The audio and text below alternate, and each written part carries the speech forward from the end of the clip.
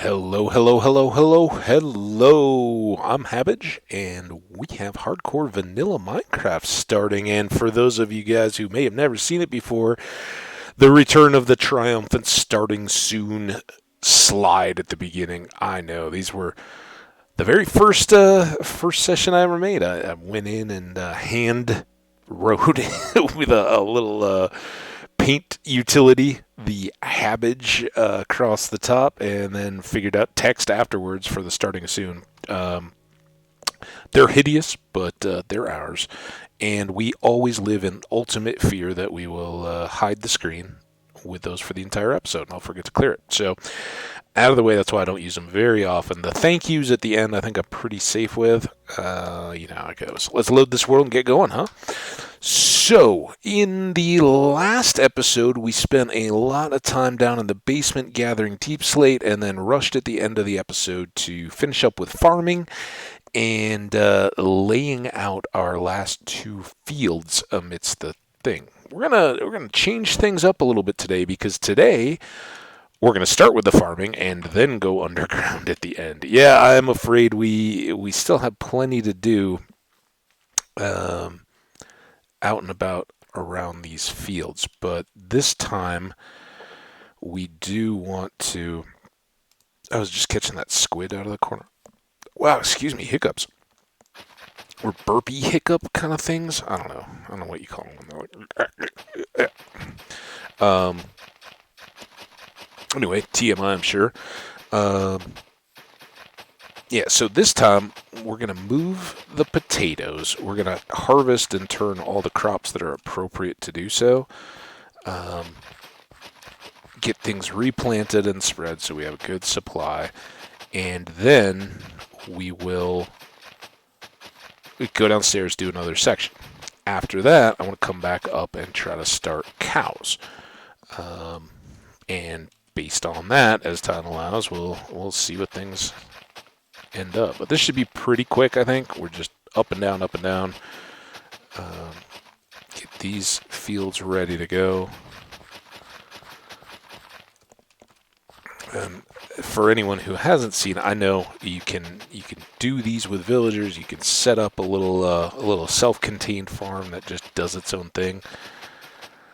I don't know. I never minded making this farm. I've done it a whole lot of times over the years. It's fairly easy to harvest manually, and I just look real life. You guys may pick this up on some of the stories I share and everything.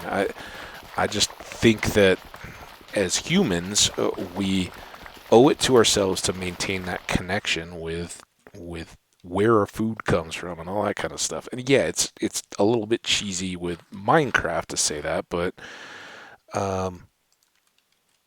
I think you owe it to yourself. It may be fall time apple picking if you're in the northern part of the United States, or go in and pick your own pumpkins for Halloween at some farmer's field, or just going out to a farm that has a little stand on the side of the road and saying, "Hey, I've got some kids. Would you mind taking us on a little tour of your farm someday if we came back?" Farmers would be delighted to do that. I mean, listen, it's a misunderstood life, I think, a lot of times. Everybody kind of has that. Oh, it's the dumb farmer. They don't know. No, it's very demanding and taxing, and they're as at risk or exposed as the craziest gamblers because yeah, there's some insurance and everything, but you're hoping that the moisture is right and the weather is right. You don't have storms to lose anything. And it's gone down over the years. People that, oh, everything should be organic. There shouldn't be any pesticides or anything. Well, that's easy to say because for all of our collective lives, we haven't had crop failure due to famine or blight or pest presence. But you talk to people 150 years ago when great grasshopper swarms or something came out and ate all of that year's wheat or whatever, and the whole country kind of collectively goes, wow, that's gonna be a tough year coming up. We don't have to worry about that. We don't even think about it anymore. And um, so it was like, oh, big corporate farms and all this kind of stuff. Well, yeah, it's unfortunate. And I'm the biggest proponent of family farms. I've never lived that life, but I think it would be a lot of hard work and hours you wouldn't believe. But I also think it would be a wonderful place to raise a family and some of those kind of things that we don't have as much anymore. However, I don't hate on the big corporate farming entities that so many people are like, they ruined family farming, they killed everything. They did, but they also brought in the capitalization to say that we, a family farm can't afford to sink a 200-foot powered welling system to run the massive irrigators that you may see when you're going through. The capital of a big conglomerate can do that. So yeah, you may, the people that are out on farms now may not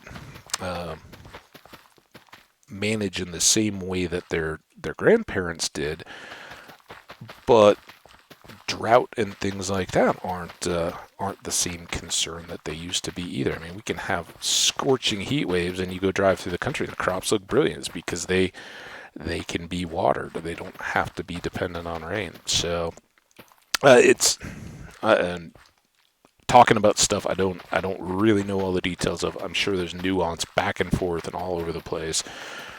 But I think both sides have traits and attributes. Of course, family farms, if you own your land, nobody can tell you what to plant. You're the one that can innovate. You're the one that can say, you know what, I think that this year I'm going to grow sweet peas instead of sweet corn. Even though everybody grows sweet corn and there's a huge market for it, if you predict that trend or say, yeah, this is a new thing, you have that control, and you can suddenly be incredibly wealthy. But you don't have the safety net and the ability to absorb. But you get more variety that way. More people with a brilliant idea that they're going to try, and the kind of patchwork feel of agriculture out across, where there's lots of little fields all separated by stone brick walls and that kind of what are they, dry stone walls? I think that's it. And small farming communities and that kind of stuff. Now you still have the small farming communities, but there's a handful of farmers in there, and that they're, as much as anything, engineers and mechanics. They are as intimately familiar with the machines that they need to farm on the volume that helps them earn a living as anything else. So it's certainly different and changed. But for Minecraft, I think I wouldn't be the guy maintaining the tractor, aka the redstone farm machine. I'd rather be the guy out there with the hoe going through, because we see where it's coming from. So that's what I kind of mean by, if you're a parent, you've got kids, or if you're young and have never seen one, or if you're a young adult or an old adult and you've never been out to a farm, my recommendation would be, wherever you are, go find the local farmers market.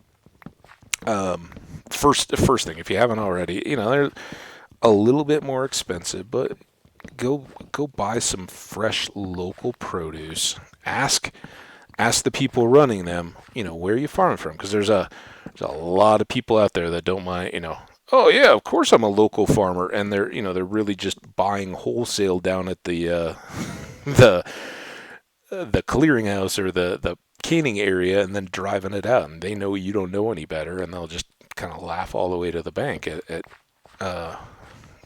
the turnover they're getting.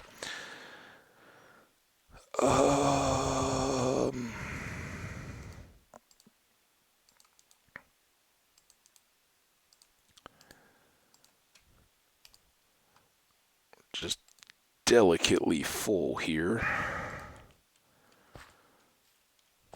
Where was the one down here? Or the 3?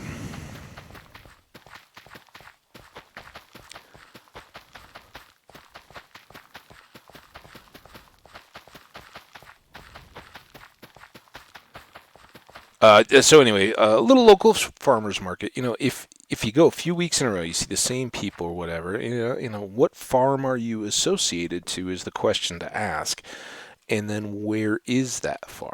And they should be able to tell you. And if you don't know, ask them. Oh, hey, where's that? It could be a little small town around that you're not familiar with, but hopefully it's somewhere 40 to 60 miles from wherever you live, where the farmer can pick and bring whatever the results of that crop are into town to sell fresh. And ideally, they're not sitting on them before they bring them in. Ideally, that's stuff that they picked that morning and brought in. Maybe the night before or whatever, but that's the advantage you're paying for there. And it's fair to ask, like, hey, when did this stuff get harvested? What how long has it been waiting? And they should, a guy named Dave Ramsey, who's a financial advisor, entertainer. You may have heard him on the radio. He's got the baby steps and all that to financial freedom and all that. But he often talks about, in his own marketing, he obviously got to make a living, but he has advisors that he recommends, kind of like an Angie's List or those kind of things. He talks about an advisor should have the heart of a teacher. They should want to inform you. Well, I would say the same thing in any of those kinds of open market deals, anywhere where you're paying a premium for, you're getting a top product. Whether it's handmade cosmetics, I don't know. Or perfume or clothing or anything like that, whoever's selling that to you should be able to tell you and not hum and haw like I talk a lot. They should be able to tell you in very simple terms, because this is their business, what it is that you're paying for, what makes it different. And it's okay to ask that. Go to a farmer's market and be like, hey, I see I can go get corn at the grocery store for $1 less than this. What's the difference? What am I getting for my money? And I would challenge that they should be able to kind of tell you, hey, this is what you're getting for your money. Anyway, when you do that, and if you find somebody that can give you an answer and understand, they maybe kids of the farm or kids in that local area that come in to run that stand and represent. So don't grill a 11-year-old that's just there to try to make the correct change if you buy something. I mean, what's the difference between the groceries? Under little common sense when you're doing that, a little discretion. But that being said, if you find somebody that has really helped to make you understand the advantages, what you're getting when you come and buy their products, and you've eaten them and they taste great and awesome and all that, then maybe you say, hey, look, I'm really curious, or I'm really interested. If I came out, would it be possible to meet you and just see the operation? I've never really seen a real farm. Now, if you're 28 or something like that, they're going to kind of look at you funny and be like, what? Maybe not. Particularly if you got little kids or something, though, and you go, hey, we wanted to show our kids a farm. We live in the city. They're kind of wondering where food comes from. We don't have room for a garden, or we have a little garden, but they don't understand the difference. Do you have a farm? Would you mind um, at some point, if we could coordinate coming out and seeing your operation, would you mind showing us around, showing what goes into raising this food and then getting it to market? And I know the farmer that I worked for, and full disclosure here, I've told stories about a lot of this back in the past. When I was, and this is 20, 25 years ago, when I was out of high school, kind of the summers of my college, my job was selling produce like that in a city, but for a farmer in that kind of an area. And that was one of his first steps for all the people that came on later in the summer and sold all the corn and that kind of stuff. He said, beginning of the season, you've got to come out and you've got to see my operation. You bring your kids, it's that kind of a deal, but I will show you around and show you where we're growing everything so that if people ask, you can say, yes, I've seen where he grows tomatoes. Yes, I've seen where his corn is. Yes, I've seen the pumpkins out in the field. They're, when I was out there, they were this big, but they're getting bigger and all that kind of stuff. It helps to have that human connection and bring everything back together. So now we've expanded our kind of foot area here. So this will be our wall line. We can do our chests and still have a couple spaces to come back. And I think we want one more because I think I want to be able to come back into this third as I'm planning the things, and then we want two for the chests, double-sided, and then the wall we can jump on. You guys have seen it before. Similar layout. This is cutting into our animal area a little bit, but we'll figure all that out. So yeah, obviously it's a subject I don't mind talking about and sharing how my mentality applied to that. But I know that the farmers I worked with all those years ago, they have pride, professional pride, that they're out there doing their best, and by its very nature, it's something that a lot of people don't see. You're out far from people. You need to have the space to be a farmer. So not a lot of people get to see that, and I think you'd find with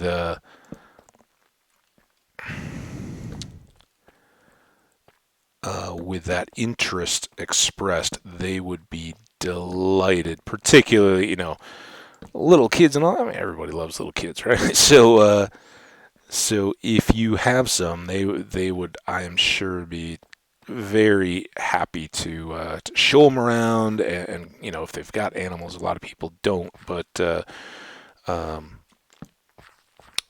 whatever variety of stuff they do have, let the kids climb up on the tractor or give them a ride or something like that. And if you don't ambush people, if you don't say, oh, we need to do this right now, or I need to do it on Tuesday, or, if you say, hey, is there a good time or something, they'll kind of let you know, well, right now it's just a bunch of tiny 2-inch plants out there in the field that your kids aren't going to get much out of it. But if you come back around this time, such and such a crop will be up, and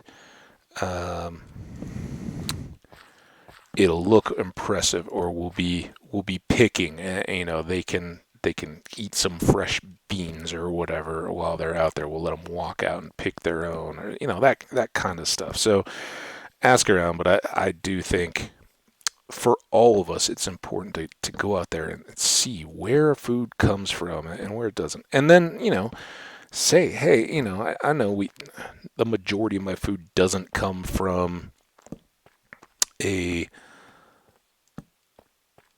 farmer's market. I think there are a few exceptions of people that get all their food from local farms and all that. But hey, I'm not that person, and I was connected to that business. No, for the vast majority of us, even people that are concerned about stuff, about food and where it comes from and all that, you still go to the grocery store. They're as popular and as successful as they have been over the last century because they're an idea that works. So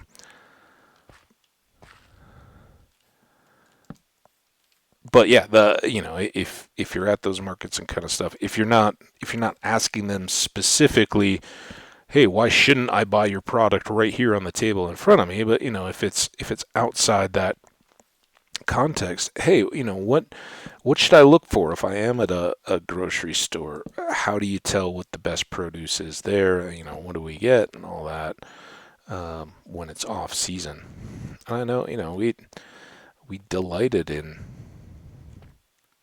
That's not cool. Maybe that one had been like that. Now I don't have a hoe on me. I don't have a pumpkin seed. We're supposed to already be down there. We were going to be down doing a section, coming back up for cows. But we do have one pumpkin seed.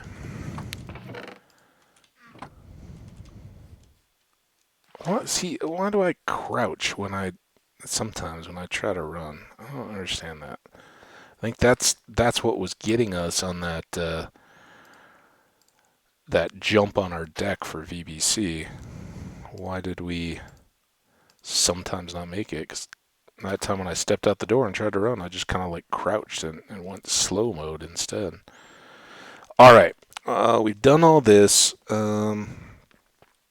I think at least for now we can hold off on doing any of the chests or anything. We've got all that stuff stuffed away inside. We don't have to worry about more of it. So let's go. Nothing there. This goes away here. Got one shovel, that's plenty. Dirt box away. No cobble. Nope. Box. Keep the cook going. Always be cooking.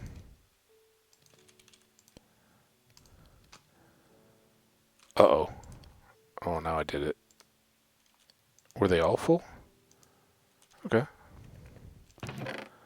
Sure quite how that happened, but okay. And then I know we were going to lay out the cows and everything, but we've gotta keep going in the basement too. So let's go get after it. Now, how did that take a half word? That was like 3 blocks.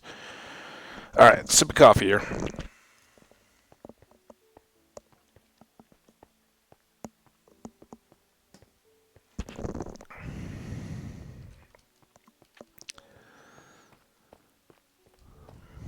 Okay, so this should be the one that really opens up on the lava now.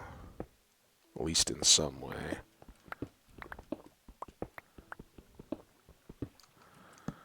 Well, not quite.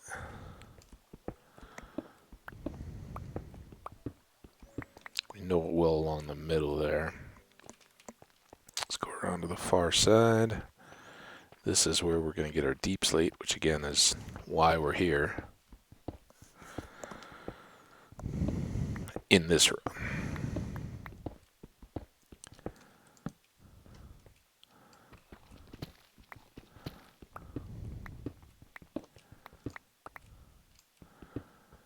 And then here we go.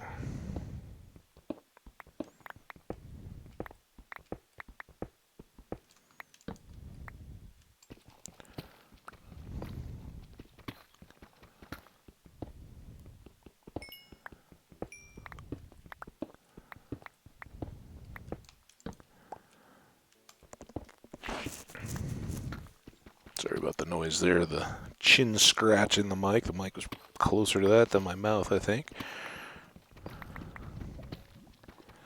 There's the sound of that lava. This is our opening here. 2, 3, 4, 5, 6.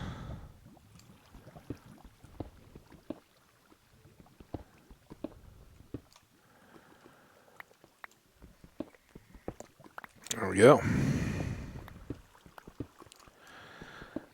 Might as well just take this out.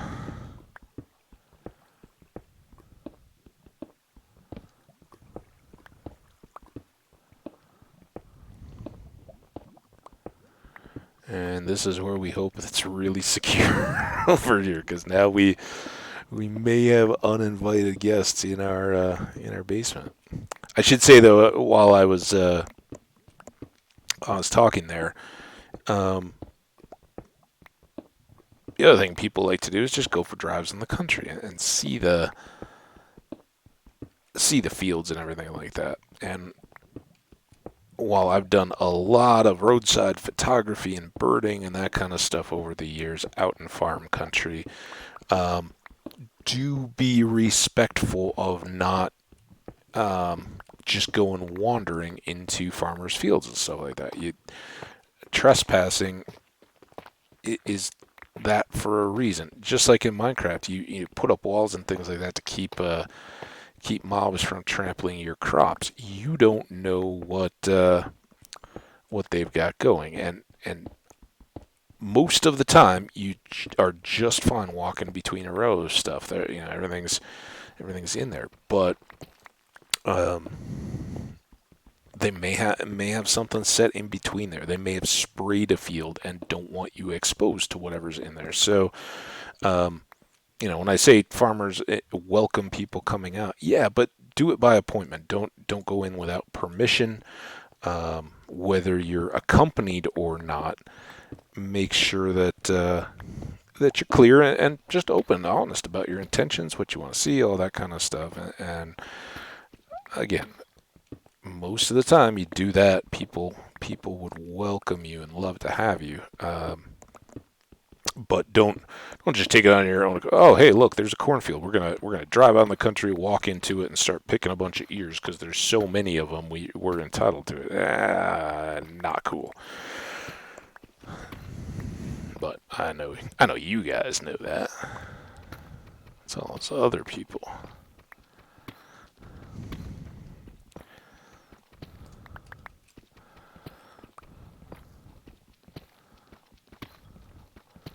And once again, I'm realizing I have no idea what time I started this episode, or how long we've gone. How long it takes that we'll get through at least this section. I think we made pretty good time on getting our field in there. We didn't really waste a lot of time. We ended up putting in more deep slate than we planned and had to go back for the hoe, and the pumpkin seed to replace that one plant. Those were a little bit of oofs.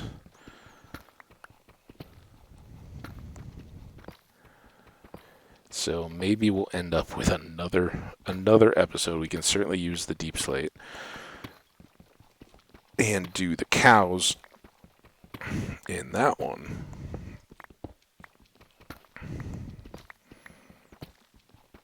And just lots of basement focus. I'd honestly thought we were going to get two more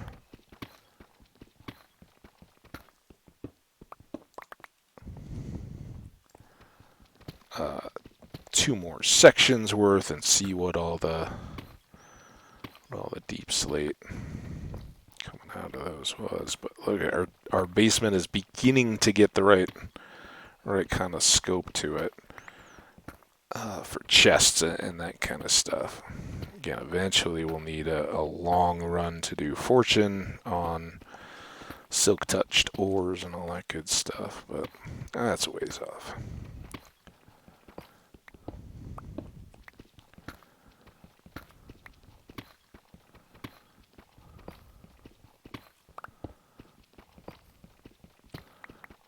And we're getting close. This one does go quicker because we've got a big wedge cut out of the middle of it.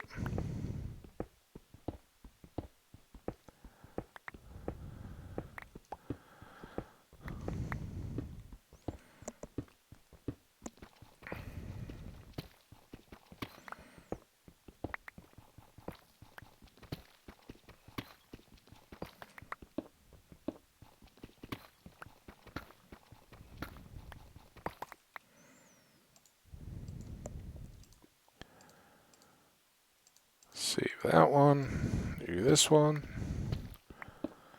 Should get us through all the rest of this easily.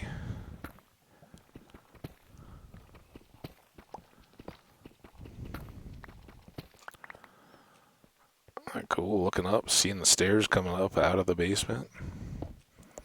And again, when we do go up to 5 high for our ceiling, that'll open up a lot more of this as we go through, but no point doing that until we have diamond quality tools. Just might as well be expanding as we go. And any overflow storage that we do bring down here in the meantime, we'll just do individual chests because we want that height to do the 3 levels of chests and then space above for lighting and opening and all the rest of it. So 5 high gets us that, and also being at level 11, that shows us any lingering diamonds that may be hiding up there. Pretty low return. That's why sitting here at level 11,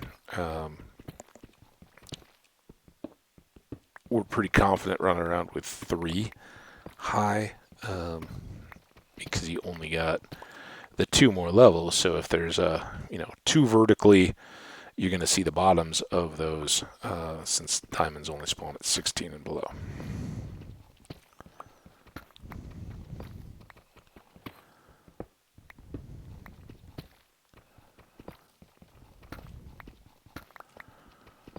Alright, well there's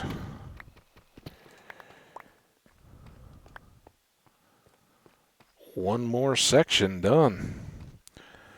And I think the next will be as far as we want to go, and then we'll maybe do longer runs on the side as needed. Let's see, we're going to go up. Oh, we're only halfway. Good. So that begs the question, do we now do cows?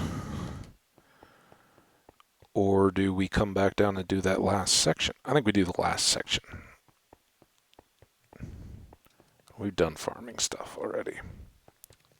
Got a decent balance going here.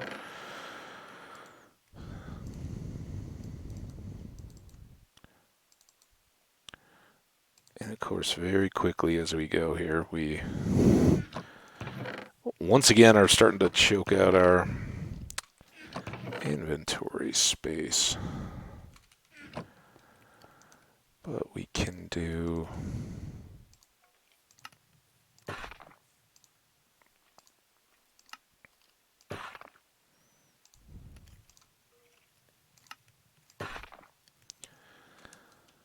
Oh, this is tough.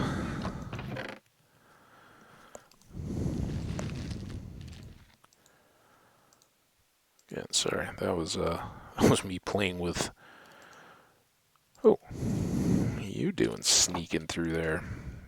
Get in the cutter. It's like, I don't want to go in the stone cutter. Ow.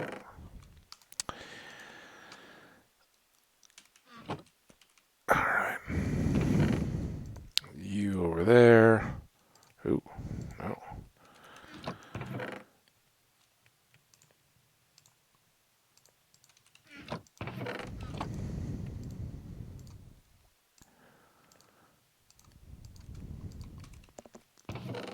All the resupply we need and keep putting off.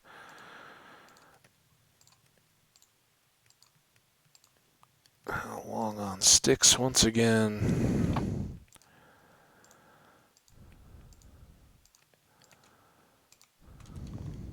Good on our torches.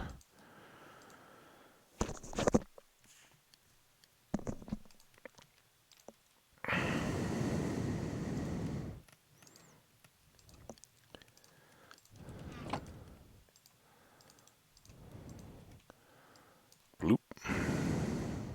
We're making a bunch. I am committed to the deep slate plan.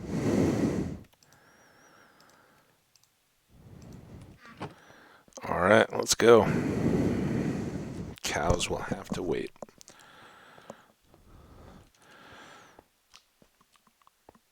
And that just means our inventory will be a juggly joke, but if we need a break, we can pop over and unload or take a load of stone and deep slate to the tower site.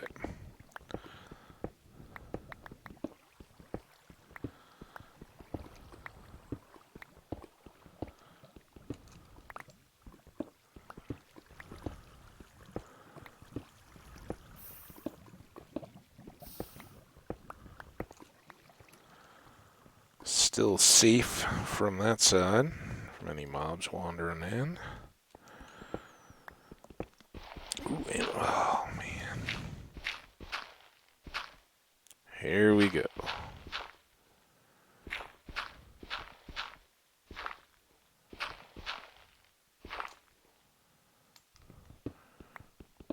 I do like how quickly the gravel gets us through some of these sections, but man, oh man, we just don't need that much of it yet.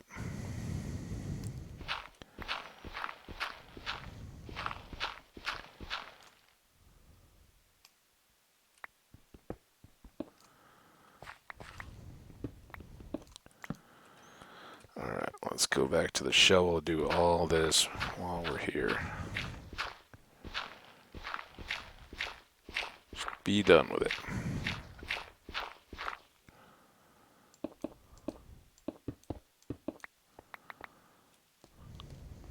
There we go.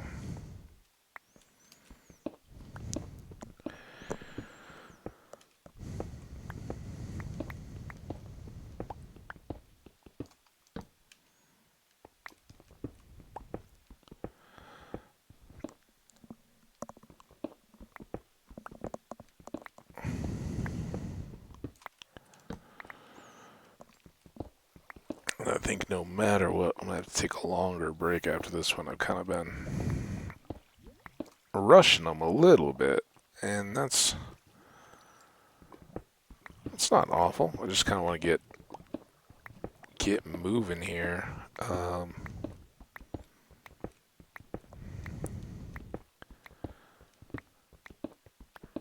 But yeah, I just rolled the shoulders, feel the neck kind of tensing up. Time to get up and away. But I know with the cow need coming in another episode and an unquenchable thirst for deep slate, we kind of need to keep grinding if we want to have this construction done here soon.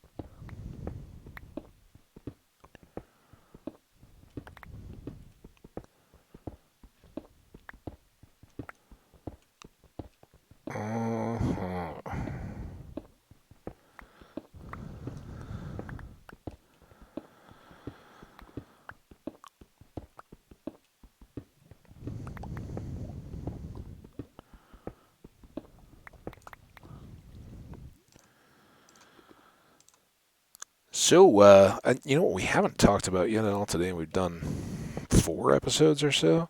How's everybody enjoying the Olympics? What have you seen recently? What's your impressions? I haven't seen anything. I didn't really watch last night. I haven't seen much today. Of course, today's news has been on Simone Biles, and it's really too bad. It sounds like after a tough performance, she was not right to continue, and just said, "Hey, I gotta step away." And I feel awful for her. I think that it's too bad. It's sad, and for anybody who's been at the very top, it's so tough. But I think as Americans, for those of us who are in America here, it,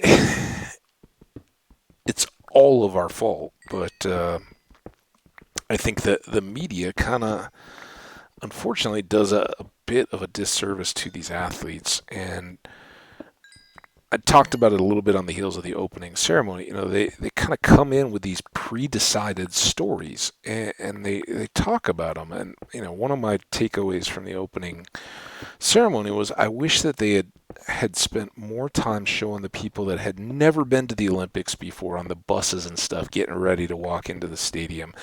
Yeah, people have their favorites and they want to see the familiar faces and all that, but those people have done it. They've been there before, and you can't help but you're comparing it to what you've done before. I want to see the person that, is 18 years old or something, somebody I've never heard of or seen before in some obscure sport who isn't necessarily also a professional golfer or a household name. Maybe they're I talked about fencing, but maybe they're an archer or a discus person or something like that. Something, they will fade into obscurity, whether they get gold or bronze or anything else.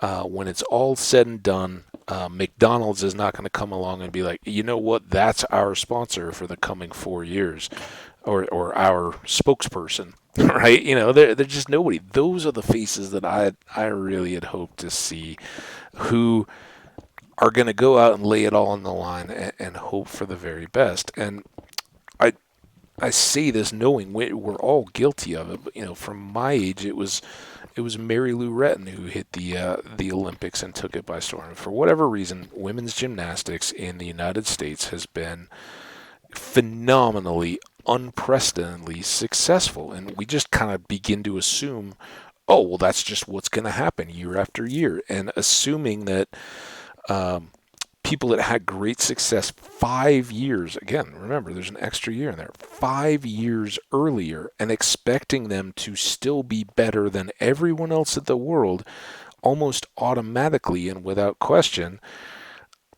I don't blame her at all for being like, no, I can't hang with this. But, there's tremendous pressure from sponsors and everybody else who are dropping lots and lots of money going, well, this is the sure bet for how we're going to get our name out there.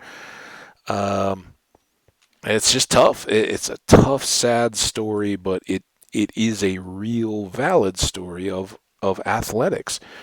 That's part of being great. That dealing with the pressure, understanding it. Pro golfers deal with that all the time. How are you gonna make that 6-foot putt? Not when you're playing out with your buddies at the local course. The green may be just as difficult, but how are you gonna do it when there's 40,000 people standing around cheering and breathing hard and then growing silent as the tension builds, and knowing there's millions more watching on TV? That's the pressure, right? That's where the great rise. And yeah, having to live with and think about that and be asked constantly for 5 years, oh, so you're going to be able to do it again? Are you going to be able to do it again? Are you ready? Is this going to happen? All that kind of stuff. It is just brutal pressure cooker. I can't fathom it. I've never felt anything like that before. So I don't know, but I wish her the best. I hope I hope it doesn't go deeper. And with all athletes, and I think it's a huge part of today. It's easy to just jump on the. I mean, you gotta let kids fail. You gotta let them fall and get hurt and all that kind of stuff. Well, no, it's easy to say. It's a lot tougher to do when it's your kid and be like, oh yeah, you know what? You should just let them go, recklessly do all the stuff that you did and potentially break an arm or something like that, or risk real permanent injury, just for the sake of experience. That being said, you need to have experiences in life where you are going to experience crushing disappointment, because that's when in the words of Little Orphan Annie, the sun's going to come up tomorrow, and it's not a bad day doing whatever it is still a very bad day. Nobody's questioning that, but that's not all of life, and you can redefine yourself. You can pick yourself up and keep going on. And I hope that out of Olympics, whenever these kind of things happen, I hope that message gets picked up and people can be a mouthpiece for that. Is that, hey, I've got other things going on, and yes, I want to be great, and yes, it didn't happen again as I'd hoped, but I've been blessed to have had that experience in the first place. Anyway, well said, but I was so heartbroken for her and for the teammates, right? Because then there's younger people, and they're like, well, she's our leader and all that. Now, who can step up? And I wish I could think of who's the girl that had the injured leg and did the vault famously, and landed it, could then bear. It was kind of the Kirk Gibson in baseball moment, walking away from the pad where she'd landed from that vault. Um, just incredible, and it's burned into our memory, except her name, of course, for me, because I'm awful at that kind of stuff. But it kind of the torch gets passed, and you've got to say who's the next person up, um, ready to see what they can do now that there's a vacuum for the leadership. Who's willing to now take that pressure and say, yeah, I want to risk that to feel how good it can be to be the winner, to be the one that gets to stand and hold their fists clenched above their head and go, yeah, I'm the greatest kind of deal. So, if you can't tell, I'm left with a quandary. Look, we were way up there. That's where we were getting that coal. And this does bend around and back. So cool. Got a lot on both these sides.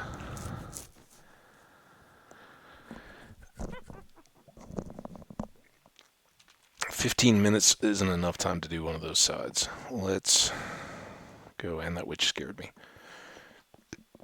The witch didn't really scare me that much. But I'm now swung back around and decided, you know what? Let's get these cows. Come on. Don't hang, world. I was like, you're doing what? Hold on. All right. We will need 2 of those.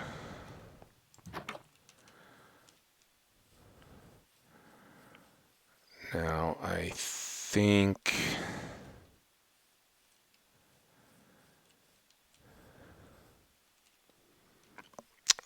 let's go caddy corner. 2, 3, 4, 5. 1, 2, 3, 4, 5, and 1.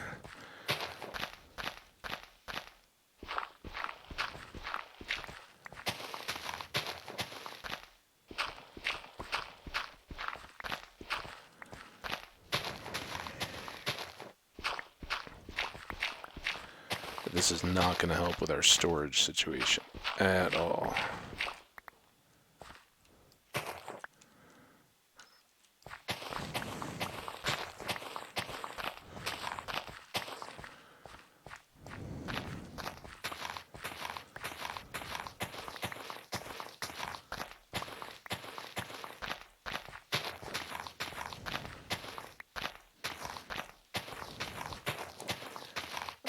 All right.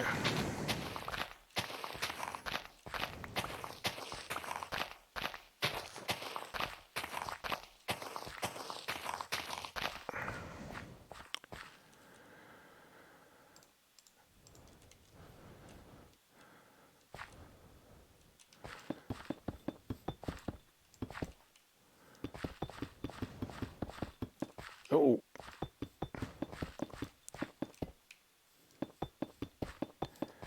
And short side.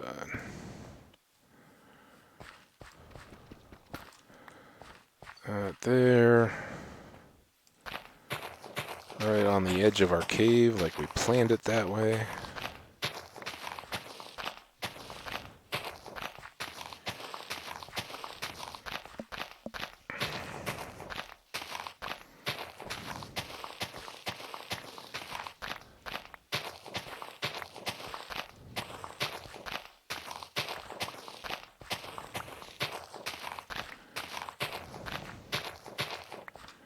Now, if we have to, we can come back along this way and wrap fields around, but I think we can kind of work with this side. That should get the 4 for cows, chickens, sheep, and pigs, at least to start. Let's do this.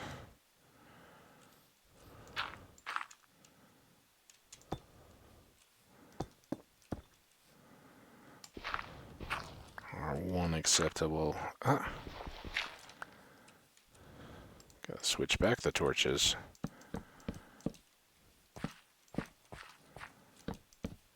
There's that. Thank you, Enderman. Look how good our crops are doing. Oh, so good. Alright, don't waste time. We only had 15 minutes or so. Who knows how much of that time we just spent. Do we want to use white again? Oh, let's use the jungle wood. Right? Huh? We never have jungle gates.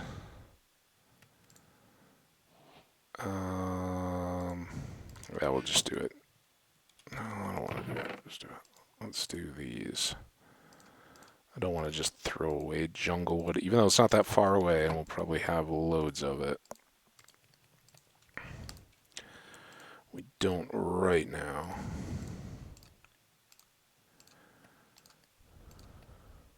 Huh? Jungle fence gates. And then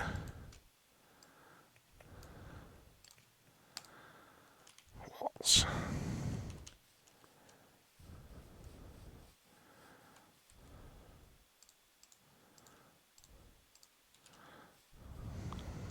Clean all that up. Oh, we'll have to get the boundary. Oh, we did. Awesome. I forgot.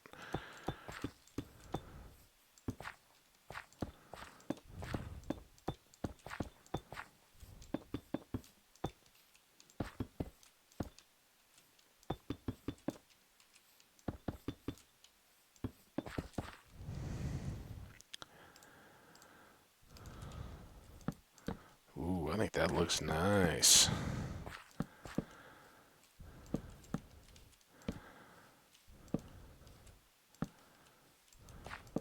Ah. There. Great.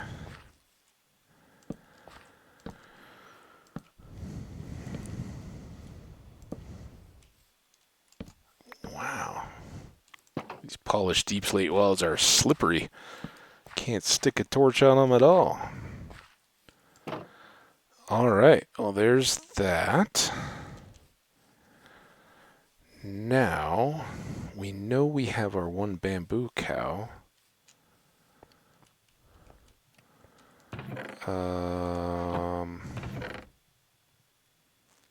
It's gonna get a little crowded in here.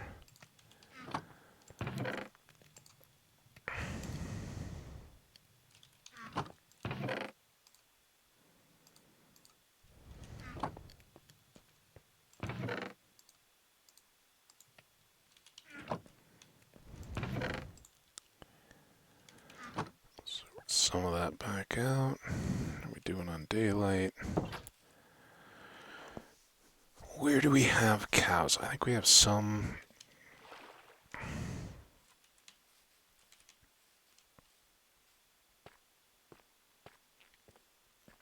Down this way somewhere? Didn't we see some?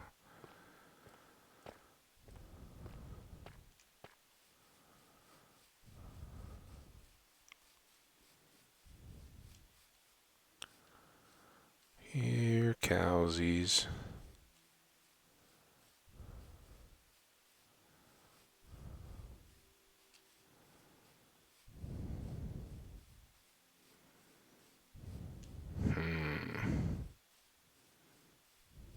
There we go. There's one. There's your other buddy. Ooh, come on. Oh, come on. Oh, no, no. Come on. Oh, no.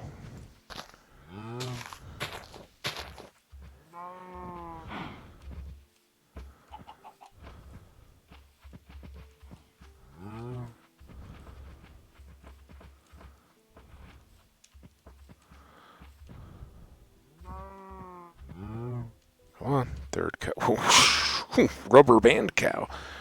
Look out for that.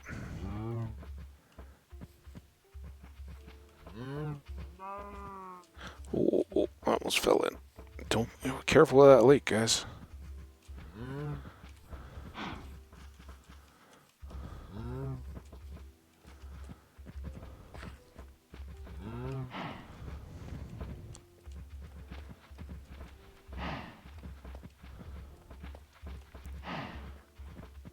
Oh, you're doing great.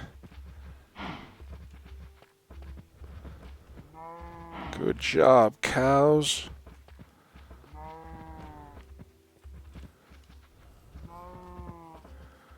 Alright, sun's starting to get low. We want you to be inside and safe, so come on. Don't get crazy now. Come on.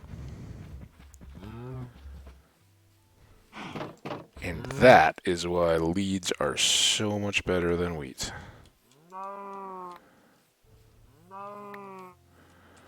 But speaking of wheat, you guys are going to be hungry.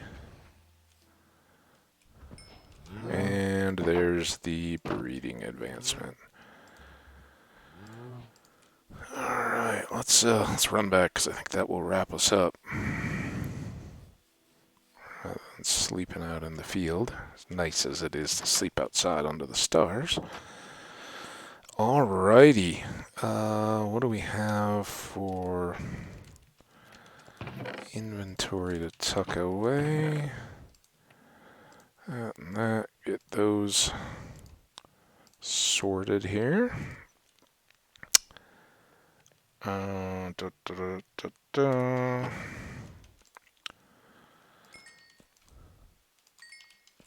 Grab these few. Maybe that's, I know we're kind of overloaded for max efficiency here. But if we did that and that, took those down to the essentials.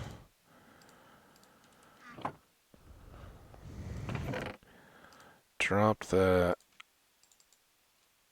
Grabbed those. And now we are truly at a point where I'm not going to do anything else with Deep Slate except use it on the exterior of the darkroom. So I think next episode we begin, just checking the time here, 58, perfect. We're going to begin with a run out to the farm, drop off all these supplies. Still got just a touch more to do when it comes to getting ready to knock out the building stuff and all that, but we are finally right on the cusp of it. So good stuff there. At least we don't have to wrap up another episode. I think that very likely though we'll wrap it up for my play sessions today. Oh, you know what we should do? Let's sleep real quick after all that. Run back out and get a picture of our cows to share with everybody.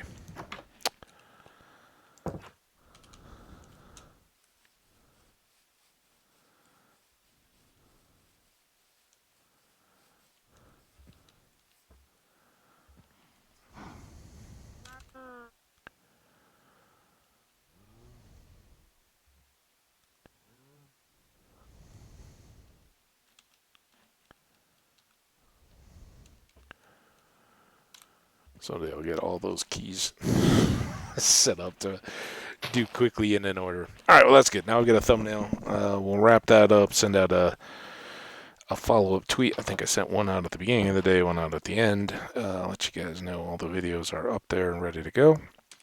But that should do us. I hope you guys are doing excellent. Thank you so much as always, for tuning in. I really appreciate you watching. If you are enjoying much, let me know. Consider hitting that like button or subscribing to see when more videos will come along. And as always, love your comments if you're just saying hi or have feedback, or any recommendations of stuff you'd like to see in the future. I hope that includes building a darkroom spawner, because that's what we're about to embark on, is knocking all that stuff out. I think we have finally gotten all the pieces we need and everything ready to go. So should be fun. We'll see what it turns out like, and if the design stuff that I'm thinking will look good or not. But that's the plan, at least. So you guys all take care. Have a wonderful day, evening, afternoon, nighttime, whatever the case may be. Get out there, see your world a little bit, and enjoy it. We'll be here waiting for you when you get done. Want to see another video. Till then, take care. And as always, I am saying goodbye while closing out the world instead of showing you that slide. Thanks so much. We'll see ya.